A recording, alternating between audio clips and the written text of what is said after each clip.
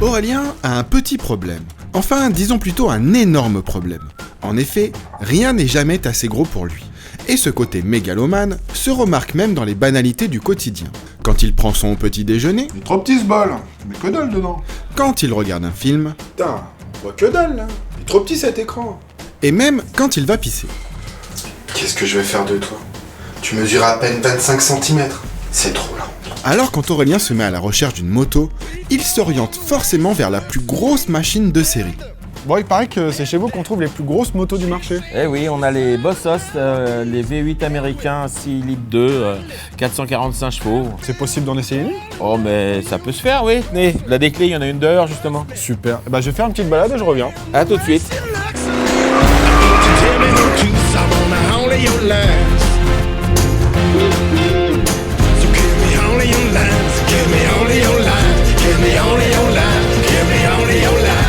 Voici donc la fameuse Bossos LS3. Enfin une moto qui semble convenir à quelqu'un de mon envergure. Elle est longue, massive, imposante. On ne grimpe pas sur la Bossos, on s'installe à son bord. Un peu comme si on se mettait aux commandes d'un paquebot de la route. Il faut donc devancer chaque manœuvre, appréhender le gigantesque gabarit et anticiper l'énorme couple de renversement qui fait tanguer la moto quand on met de gros coups de gaz. Sincèrement, les premiers kilomètres ne sont pas avares en frayeur et autres sueurs froides. Mais quel bestiaux! Quelle incroyable sensation de piloter un engin unique, une machine hors du commun. Et tout cela, la Bossos le doit avant tout à son énorme V8. Un moteur que l'on a immédiatement soumis à un test maison. Pour vous montrer à quel point le moteur envoie de l'air, on va faire le test très hautement scientifique gingivo-buccal, ou dit transformation de la gueule.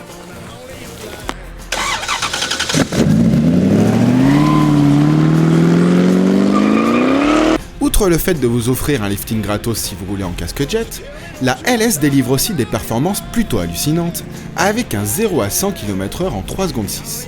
Mais c'est surtout au niveau des reprises que l'américaine vous arrache les bras, passant de 50 à 130 km/h en 2 secondes 9. Aucune autre moto au monde ne vous distille cette impression de puissance mécanique et de force brute. En revanche, dès qu'on lui tire sur la couenne, le bloc Chevrolet est un ogre. On a carrément l'impression qu'il y a un trou dans le réservoir tellement la jauge à essence descend vite. Et oui, c'est votre pompiste qui va être content. Alors, ben voilà. 35 balles le plein, 27 litres. Une bonne moto ça, qui consomme du lourd, du gros. C'est bien. Si vous roulez comme un goré, sachez que la consommation peut facilement accrocher les 25 litres au 100 km. Mais si vous vous montrez plus sage au niveau de la poignée, la Boss accepte de descendre autour des 10 litres. En même temps, une fois que la route se met à tourner, le mode balade est quasiment obligatoire.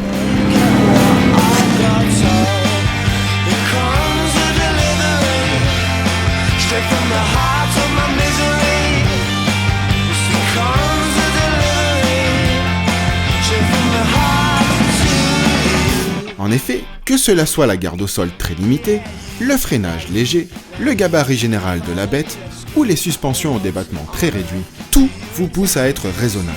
Attaquer avec une Bossos, c'est comme vous lancer dans une spéciale de rallye au volant d'un autobus. À un moment donné, ça va forcément finir mal.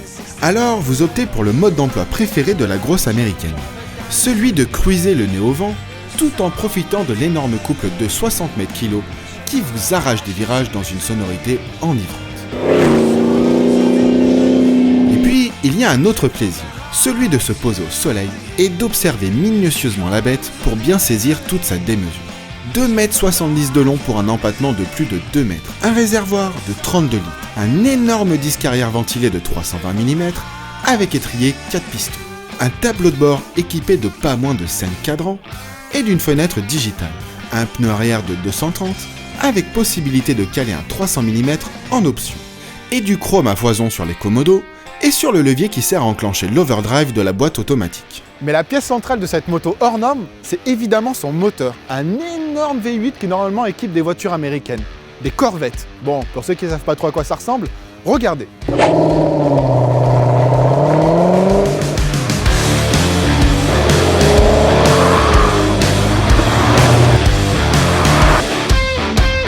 Voici la Corvette C6. Elle est équipée d'un gros V8 6 litres 2 de 440 chevaux. C'est pas mal à la conduite. Déjà dans une auto, ça commence à être costaud. Alors imaginez un peu ce que peut donner ce bloc de 180 kg une fois que vous l'avez calé dans une moto. Et côté cylindrée, cette cathédrale mécanique cube pas moins de 6161 cm3. Dit comme ça doit vous paraître un peu abstrait. Alors on va vous illustrer ça. Ça fait 50 Yamaha YZF R, une dizaine de Honda 600 CBR et 6 BMW S1000RR. C'est pas mal quand même. Et côté poids, une fois le plein fait, cette grosse bestiole dépasse les 500 kg, soit l'équivalent d'une Twingo. Mais on peut monter qu'à deux là. Évidemment, avec de telles mensurations, la Bossos n'est pas ce qu'on peut appeler un modèle de maniabilité. Si elle profite d'un équilibre surprenant à faible allure, mieux vaut avoir de longs bras pour réussir à braquer ce guidon de plus d'1 mètre de large. Et puis quand vous devez faire demi-tour sur une petite route de campagne, faut pas être pressé. Même avec la présence d'une marche arrière, ça prend du temps. La preuve en image. Putain, mais même un break fait mieux. Mais ça, on s'en fout. Comme de la plupart des autres défauts de la moto d'ailleurs. La Bossos est incroyablement lourde. Elle vous rôtit les mollets à cause de la chaleur du moteur. Elle coûte 65 000 € et consomme tellement que ça irait plus vite de jeter votre argent par les fenêtres. Et on finit même par se demander à quoi elle peut bien servir. Pourtant, elle gomme tout ça d'un simple coup de gaz, en vous délivrant des sensations mécaniques qu'aucune autre machine au monde ne pourra jamais vous offrir. Un tel kiff que mon petit tour d'essai s'est finalement transformé en road trip de 2 jours sur les côtes normandes. Et à contre-cœur, j'ai fini par amener la bête à son maître. Non sans avoir préparé quelques questions. Ah bah sympa la balade. Ouais, bah un petit tour quoi. Bon, Mouse costaud la moto, mais qui est-ce qui a eu l'idée de mettre un V8 là-dedans? C'est un Américain, Wayne Monte, qui était pilote d'avion et puis qui trouvait pas de sensation sur Terre. Donc il a mis un V8 et puis il a construit un cadre et posé 2 roues avec.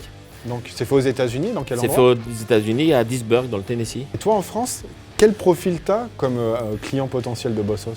On a des gens qui ont des Rocket 3 par exemple, Ouais. qui avaient la plus grosse moto, enfin le plus gros moteur, qui sont un peu brimés parce qu'il y a encore plus gros aujourd'hui, quoi. Donc ils repartent avec un V8.